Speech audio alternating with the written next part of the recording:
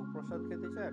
আজকে আপনাদেরকে এই ভিডিওতে আমি দেখাবো কিভাবে পাবেন বেলুড় মঠের ভোগ প্রসাদ, কোথা থেকেই বা কুপন সংগ্রহ করবেন, কত টাকা কুপন রয়েছে, কিভাবে প্রসাদের ঘর পর্যন্ত যাওয়া যায়, প্রসাদ খেয়ে কিভাবে বেলুড় মঠ থেকে বেরিয়ে যাওয়া যায়, কখন গেলে পাবেন কখন গেলে পাবেন না, সমস্ত কিছু ইনফরমেশান এই ভিডিওতে পেয়ে যাবেন।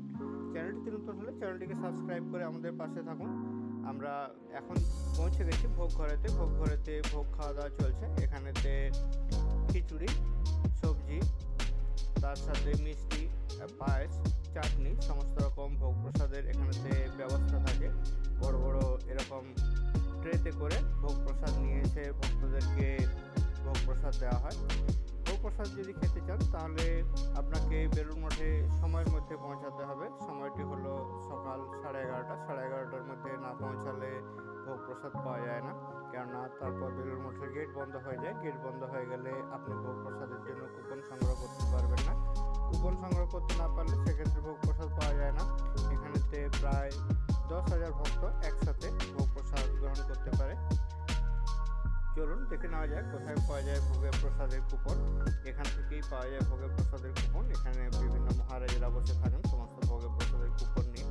আপনি এখান থেকে কুপন সংগ্রহ করতে পারেন। আগে এই কুপনগুলো ফ্রিতে পাওয়া যেত। আপনি আপনার সামর্থ্য মতো দান করতে পারতেন দান পেটিতে। এখন কুপন প্রাইস রয়েছে 50 টাকা করে। আমরা কুপন সংগ্রহ করে নিয়ে এলাম। কুপনের যে কাউন্টারটি রয়েছে সেটি বেলুড় মঠের যে মূল মঠটি রয়েছে, মূল মঠের পিছনেই রয়েছে এই কুপনের অফিস, যেখান থেকে কুপন সংগ্রহ করতে হয়। কুপন সংগ্রহ করে তারপর লাইন দিয়ে দাঁড়িয়ে থাকতে হয় 11:30 বাজার অপেক্ষা করে। 11:30 বাজলে এখানে ভোগ প্রসাদ খেতে যাওয়ার জন্য যে গেটটি রয়েছে গেটটি খুলে যায়। সেখান থেকে প্রায় 100 মিটারের মতো রাস্তা অতিক্রম করার পর ভোগ প্রসাদ খাওয়ার জন্য একটি বিশাল বড় হল রয়েছে, সেই হলেতে পৌঁছানো যায়। আমরা গঙ্গার ধারে দাঁড়িয়ে রয়েছি লাইন দিয়ে ভোগ প্রসাদ খাওয়ার জন্য। দেখতে পাচ্ছি আমার সাথে আরও হাজারো মানুষ এভাবেতে লাইন দিয়ে দাঁড়িয়ে রয়েছেন। টিকিট কেটে লাইনে দাঁড়িয়ে যান, সেক্ষেত্রে আপনার লাইনটি আগে আসবে। তাছাড়া একটু দেরি হলে 5 থেকে 7 মিনিটের এই ডিফারেন্স হয়, সেক্ষেত্রে একটু আপনাকে ধৈর্য ধরে থাকতে হবে। দেখতে পাচ্ছি বেশ লম্বা লাইন পড়েছে। বছরের প্রত্যেকটি দিনেই এভাবে হাজার মানুষ আসেন এবং এখান থেকে ভোগ প্রসাদ গ্রহণ করেন। আমরাও এসেছি বেলুড় মঠের ভোগ প্রসাদ গ্রহণ করার জন্য। চলুন দেখে নেওয়া যাক। লাইনের বাঁ দিকে রয়েছে মূল মঠটি এবং ডান দিকেতে লাইনটি পড়েছে, তার ডান দিকেতে রয়েছে গঙ্গা নদী। বেলুড় মঠে ভোগ প্রসাদ খেতে যাওয়ার জন্য আপনাকে জুতো চপ্পল এই সমস্ত খুলে যেতে হয় না, বা কোথাও খুলে রাখারও প্রয়োজন হয় না। আপনি ভোগ ঘরের মধ্যে জুতো চপ্পল পরে যেতে পারেন। আমরা লাইন থেকে বাঁ দিকে দেখতে পাচ্ছি বেলুড় মঠটি রয়েছে। খুব সুন্দর একটি প্রাকৃতিক পরিবেশ, সময় কাটানোর জন্য খুবই ভালো একটি শান্তির পরিবেশ রয়েছে। এখানে বেশ কিছু ফুলের গাছও রয়েছে যেখানেতে সুগন্ধি ফুল পাওয়া যায়। আমরা লাইন দেওয়ার পরেও আরও বেশ কিছু সংখ্যক মানুষ এসছেন যারা আমাদের পিছনে লাইন দিয়েছেন। দাঁড়িয়ে রয়েছে আর অল্পক্ষণের অপেক্ষা। ঠিক 11:30 বাজলেই তারপর লাইন খুলবে, আর লাইন খুললেই লাইন চলে যাবে বেলুড় মঠের ভোগ প্রসাদের যে হলটি রয়েছে হলের দিকে। যেতে যেতে রাস্তাতে হাত ধোয়ার জন্য কল রয়েছে, সেখান থেকে আপনি হাত ধুয়ে নিতে পারেন। আবার খাবার খাওয়ার পর বেরোনোর সময় হাত ধোয়ার কল রয়েছে, সেখান থেকে হাত ধুয়ে আবার বেরিয়ে যেতে পারেন।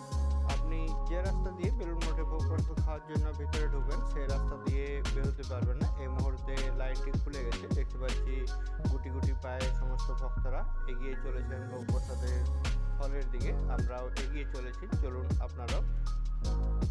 শীতকাল এবং গ্রীষ্মকালের টাইমের 8 ঘন্টার ডিফারেন্স আছে। শীতকালেতে 11:30 পর্যন্ত খোলা থাকে এবং গ্রীষ্মকালেতে 11টা পর্যন্ত খোলা থাকে। আপনি বেলুড় মঠে একবার প্রবেশ করে গেলে তারপর আপনি ভোগ প্রসাদ খেতে পারেন এবং কুপনটিও সংগ্রহ করতে পারেন।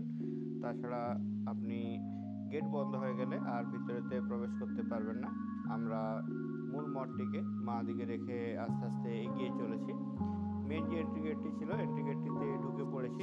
কুপনের যে কাউন্টারটি ছিল সেটিকেও বাঁ দিকে ছাড়িয়েছি। এখানেতে বিভিন্ন রকমের কক্ষ রয়েছে যেখানেতে স্বামীজির ব্যবহার করা সমস্ত জিনিসপত্র রাখা রয়েছে। এটি হাত ধোয়ার জন্য কলের ব্যবস্থা রয়েছে। এখান থেকে আপনি হাত ধুয়ে আস্তে আস্তে এগিয়ে যেতে পারেন। এখান থেকেও প্রায় 70-75 মিটার রাস্তা রয়েছে। গঙ্গার ধার দিয়ে আমরা আস্তে আস্তে এগিয়ে যাব বৃষ্টি বা রোদ্দুরেতে দাঁড়ানোর জন্য।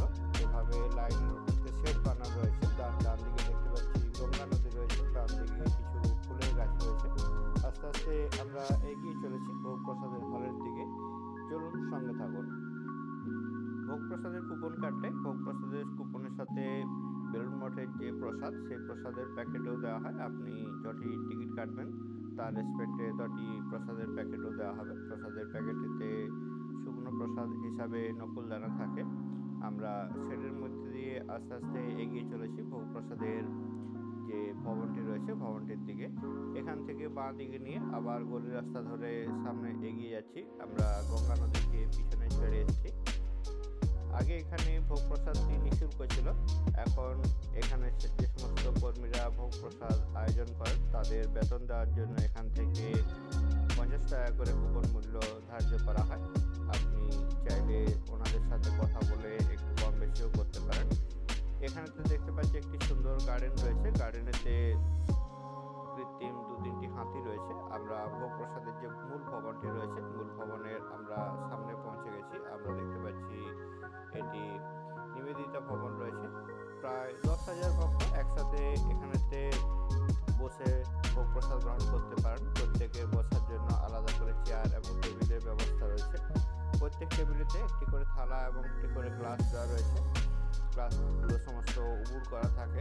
যখনই এসে ভক্তরা বসেন এখানেতে যে সমস্ত কর্মীরা কাজ করেন তারা গ্লাসগুলোকে সোজা করে দেন এবং তাতে বিশুদ্ধ পানীয় জল খাওয়ার জল হিসাবে দেন। আমরা দেখতে পাচ্ছি মূল যে প্রসাদের ভবনটি রয়েছে প্রসাদের ভবনের একদম বাম দিকের অংশেতে মা শারদা, শ্রীরামকৃষ্ণ এবং বিবেকানন্দের ছবি রয়েছে। ওখান থেকেই বসা চালু হয়েছে। আমাদের সামনাসামনি যারা ছিল তারা সবাই আগের ভাগে এসে বাঁ দিকের অংশে লাইনেতে বসেছে। আবার ভোগ প্রসাদ বিতরণের সময়ও এইভাবেই বাঁ দিকের অংশেতে ভোগ প্রসাদ বিতরণ আগে শুরু হয়, তারপর আস্তে আস্তে ডান দিকের অংশতে শুরু হয়। যেভাবে মানুষজন আসতে থাকে সেভাবেতে ভোগ প্রসাদও দেওয়া হতে থাকে। দেখতে পাচ্ছি যারা এসেছেন তাদেরকে এখানে কর্মরত কর্মীরা সুন্দর করে লাইন মেনটেন করে তাদেরকে এভাবে বসান। আমাদের ভোগ প্রসাদের সময় এসে গেছে। দেখতে পাচ্ছি প্রথমেই আসছে খিচুড়ি ভোগ। খিচুড়ি ভোগ খুবই সুস্বাদু হয় এবং খুব গরম গরম থাকে। যে কোনো মৌসুমে গরম গরম এরকম খিচুড়ি ভোগ প্রসাদ খেতে কার না ভালো লাগে। আপনার খিচুড়ি ভোগ কেমন লাগে কমেন্ট করে জানাতে ভুলবেন না। আপনার একটি কমেন্ট আমাদের চ্যানেলের জন্য খুবই ভালো। আপনাদের গুরুত্বপূর্ণ মতামত আমাদের পরবর্তী ভিডিও বানানোর জন্য উৎসাহ জাগায়। দেখতে পাচ্ছি বড় ট্রেতে করে এভাবে খিচুড়ি নিয়ে আসা হলো। খিচুড়ির পরে রয়েছে সবজি, একজন ডান দিকের লাইনে একজন বাম দিকের লাইনে এভাবেতে সবজি দিয়ে থাকেন। এটি 5 রকম সবজি মিশিয়ে একটি সবজি করা হয়।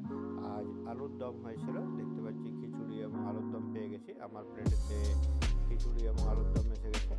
খাবারের টেস্ট এবং গুণগত মান সত্যিই ভালো এবং খুব গরম গরম থাকে বলে খেতেও খুব ভালো লাগে।